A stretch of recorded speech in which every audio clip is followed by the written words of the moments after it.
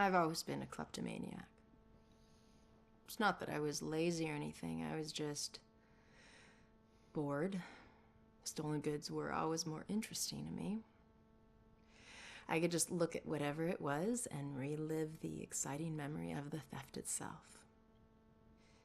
Sometimes I was worried that I'd get caught. Other times I was riding an adrenaline rush. But it wasn't until the last thing I ever stole that I truly felt afraid. I remember it like it was yesterday, despite the years I've been trying to forget it. My friends and I snuck into a graveyard to drink a few beers like we normally did on a boring weeknight. We headed for our usual spot, an old run-down mausoleum. Only this time it was locked. It seemed someone had finally taken an interest in the dead guy it belonged to and didn't appreciate us partying there. So we split up and went looking for a new place.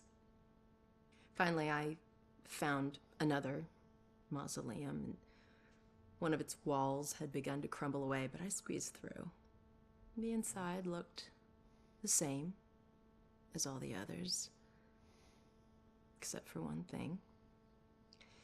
Lying there on top of the central tomb was a dusty frame that contained a wreath made of elaborately braided rope.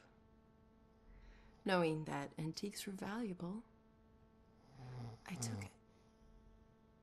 I figured I'd wait a week before selling it in case anyone reported it stolen. So when I got home, I hid it at the top of my closet and went to sleep. That night, I had horrible nightmares of a dead-faced hag with rotting flesh. No matter how many times I woke up, she always found her way back into my dreams. Over the next few days, the nightmares got worse. I'd wake up only to find clumps of my hair missing and my scalp bleeding. I chalked it up to stress and feelings of guilt about stealing from the graveyard. So the next day I went to a pawn shop to sell the wreath and be done with it. I could feel a shiver run down my spine when the pawnbroker informed me that the wreath wasn't made from rope at all. It was actually made from the human hair of a deceased loved one, as was customary in the late 1800s.